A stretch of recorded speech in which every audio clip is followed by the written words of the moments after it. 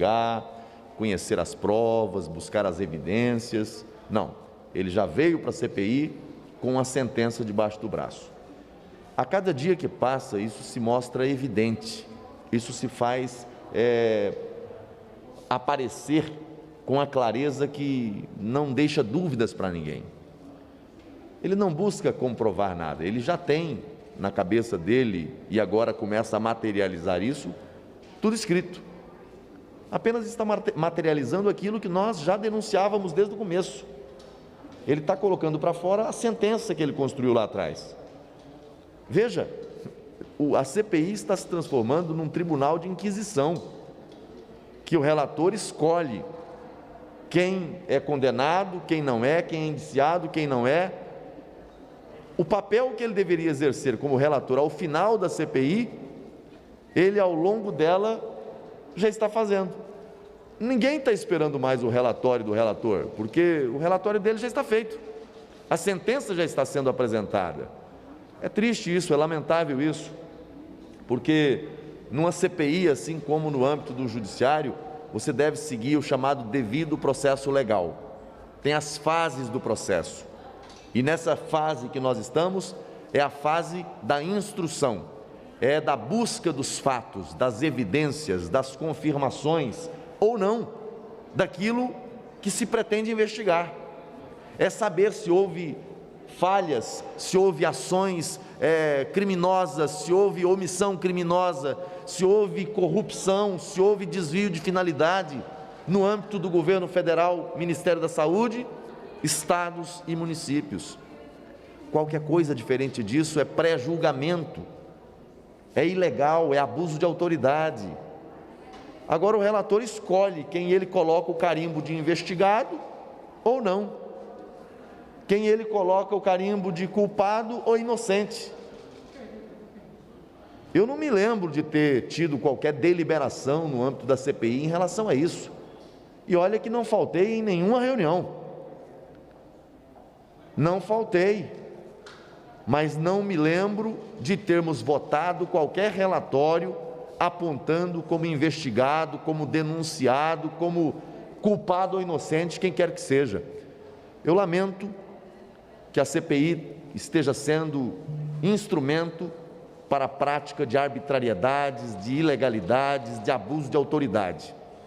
Espero, sinceramente, que esse método, que esse expediente não seja utilizado para aqueles que fazem parte da estrutura da persecução penal no Brasil, porque certamente que os brasileiros estão acompanhando o que o parlamento está fazendo, mas aqueles que estão na linha da investigação, nos ministérios públicos Brasil afora, nos tribunais Brasil afora, também estão.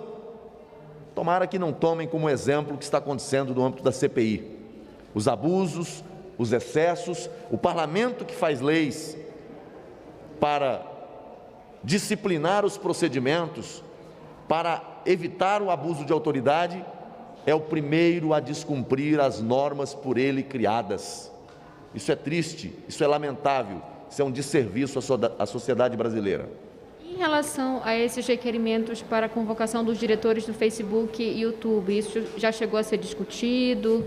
Porque possivelmente deve ser aprovado. Qual é a sua avaliação também em relação a esses requerimentos? O problema é que na CPI, o grupo do G7 denuncia o tempo todo o gabinete paralelo, que eles dizem que existe no âmbito do governo. E eles criaram o gabinete paralelo da CPI. E eles fazem reuniões noturnas, sabe-se lá onde, e deliberam nessa reunião secreta. O que está norteando os trabalhos da CPI são as reuniões secretas do G7, não os requerimentos votados no âmbito da CPI. Nós não votamos requerimento ou relatório parcial que aponta alguém como indiciado, como investigado. Não, não fizemos. Mas o relator vem aqui e diz que são investigados. Ora, ele está mais poderoso do que os juízes dos tribunais. É algo para ser estudado. Nós vamos ter que reescrever aí alguns capítulos da lei processual brasileira. Em relação à convocação de diretores, né, de Facebook e outras redes sociais. Eu acho que isso não é objeto de CPI, sabe? Eu acho que isso não é objeto. A CPI está perdendo foco o tempo todo. Estão fazendo da CPI um instrumento político para constranger pessoas, para ofender pessoas. Enquanto isso, milhares e milhões de brasileiros estão sofrendo com a Covid. E aqui, nessa CPI, buscando causar confusão, colocar médicos contra médicos, cientistas contra cientistas. A troco de quê? A quem interessa isso? A quem beneficia isso? Será que acham realmente que estão contribuindo com alguma coisa? Aí hoje, quando nós temos aqui 2 médicos que pensam diferente, aí os membros da CPI, que são os donos da verdade, os pais da ciência, dizem que em protesto não vão participar e não vão questionar, tentam esvaziar a CPI para não dar tempo a eles de falar, expor seus conhecimentos. Negam a autonomia do médico, negam o acerto do atendimento clínico dos médicos do Brasil afora. Será que acham que realmente são só aqueles que vieram aqui e que se acham os donos da verdade, que têm realmente o monopólio da verdade em relação ao procedimento, ao tratamento dessa pandemia? Eu prefiro ficar com os milhares e milhares de médicos que estão espalhados Brasil afora, oferecendo aquilo que há de melhor neles, que é o seu conhecimento, que é a sua vocação para cuidar de vidas e salvar doentes. Eu prefiro ficar do lado daqueles do que de outros que muitas das vezes vêm aqui, mas que não estão lidando com o paciente, não estão lá nas UBSs, não estão lá nos PS, não estão lá nos hospitais, não estão lá nos barcos hospitais, lá no Brasil real, o Brasil da ponta, salvando vidas. Essa CPI presta um desserviço ao Brasil. É um palco de horrores. É um palco onde, infelizmente, fazem um espetáculo dantesco, lamentável, brincando com a vida das pessoas. Espero que acabe logo. Espero que acabe logo. E que a gente concentre os nossos esforços em vencer a pandemia e devolver aos brasileiros a alegria de viver livremente, sem tudo isso, com vacina, com tratamento na fase certa, segundo a orientação médica. É isso que eu espero. Senador, bom dia. Bom dia. Em relação à CPI hoje, qual a sua avaliação até agora com os 2 médicos convidados? Eu estou muito feliz de tê-los aqui, porque nós já ouvimos, até hoje nós só ouvimos médicos que são contra. A única vez que nós tivemos aqui, que foi a doutora Nise Yamaguchi, que poderia falar sobre a experiência dela, ela foi massacrada, foi humilhada, foi maltratada, trataram ela como não se deve tratar nenhum ser humano, quanto mais uma mulher, uma profissional de saúde com mais de 40 anos de experiência. Não deixaram ela desenvolver um raciocínio sobre o que ela pensa e sobre a experiência dela.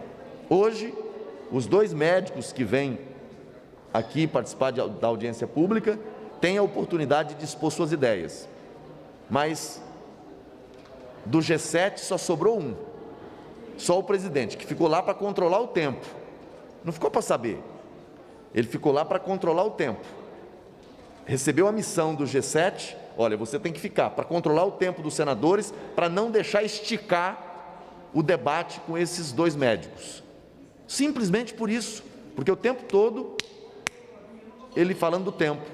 É claro que o tempo é de 15 minutos, todos nós sabemos, mas o relator teve quanto tempo para questionar a doutora Nise Yamaguchi? Quanto tempo para questionar a doutora Luana?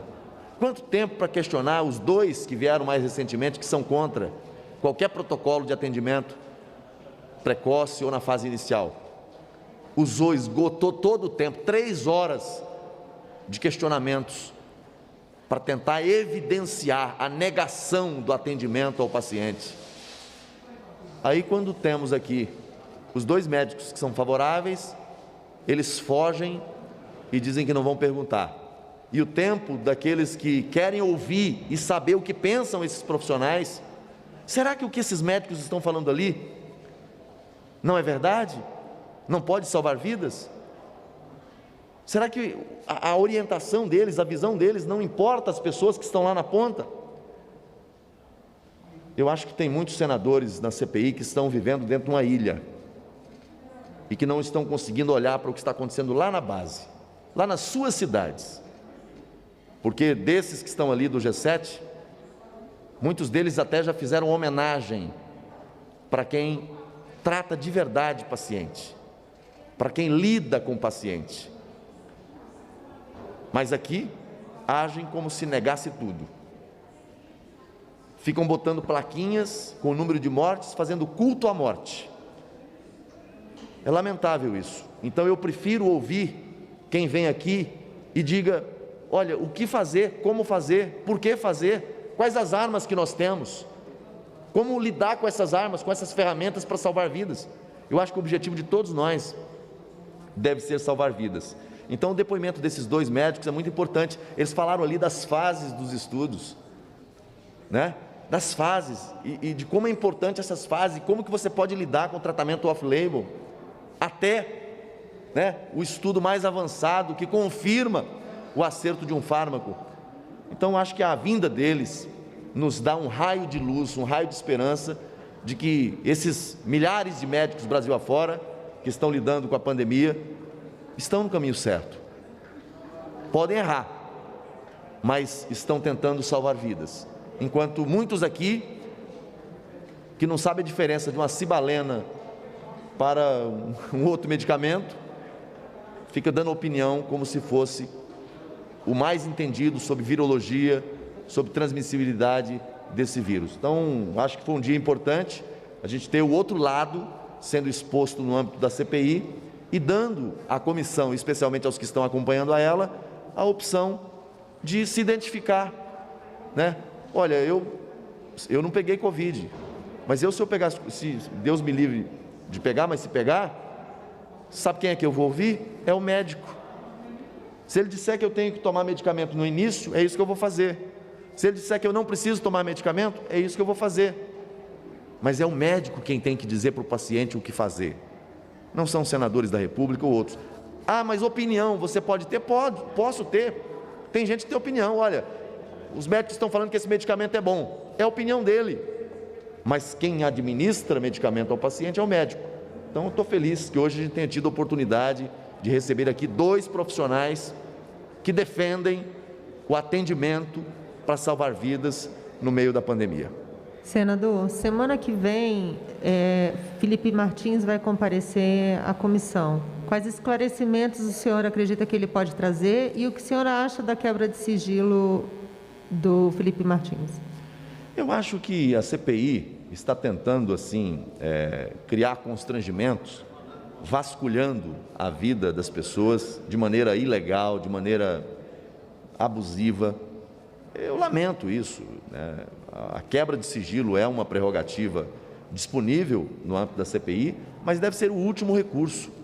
E quando há alguma suspeita de prática criminosa, ele nunca veio à CPI, não há qualquer evidência de prática ou de pertencimento a algum grupo criminoso, mas ainda assim quiseram quebrar o sigilo dele. Eu lamento, né, que garantias constitucionais estejam sendo violadas. Quanto à vinda dele aqui, vai servir apenas de palco para aquela cena de horror, acusações sobre gabinete paralelo, né, enfim, ele participou, ele só está vindo aqui porque houve uma fala, uma menção de que ele teria participado numa reunião com representantes da Pfizer. E é papel dele, a reunião estava acontecendo, ele é servidor do Palácio e participou. Qual o crime nisso? Isso justifica uma convocação à CPI? Bom, se foi isso do que eles chamam de gabinete paralelo, então por que não convocaram o Silas Malafaia, que aconselha o presidente? Então, assim, a CPI não procura evidências, a CPI procura narrativas. Infelizmente, investigar que é bom, nada, porque o senhor Carlos Gabas teve o requerimento submetido a voto e o G7 disse não ao seu Gabas. não a convocação dele, não a investigação do que aconteceu no consórcio Nordeste. 48 milhões de reais pagos antecipadamente pela compra de respiradores que nunca chegaram. E ainda há suspeitas de que tenha sido comprado de uma empresa de fachada, mas isso não interessa ao G7. O G7 só quer saber de cloroquina, quer saber de carta, quer saber de gabinete paralelo, de Copa América, de investigar corrupção, aí não. O G7 blinda a investigação quando o assunto é corrupção. Querem ficar na narrativa o tempo todo contra o presidente. Lamentável isso. Eu não tenho veto à investigação. Quer ouvir o Felipe Martins? Vamos ouvir. Mas vamos ouvir o senhor Carlos Gabas. Vamos ouvir o ex-chefe da Casa Civil lá da Bahia, o Dauster. Vamos ouvir. O que aconteceu lá? Por que compraram e pagaram antecipado por um produto que não receberam e ainda um contrato suspeitíssimo? É de se esperar que a CPI realmente vire a página dessas negações todas e comece a aprofundar a investigação, buscando aí o caminho do dinheiro da Covid que chegou aos estados. Ainda sobre a semana que vem, também Francisco Maximiano vai vir à CPI. O senhor acha da vinda dele? Francisco Maximiano, da Precisa Medicamentos.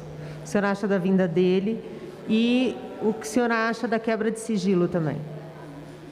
Olha, assim, a quebra de sigilo, eu repito, eu acho que a quebra de sigilo é um abuso da CPI. Estão exagerando, estão abusando, afrontando garantias constitucionais. Não acho que seja o caminho.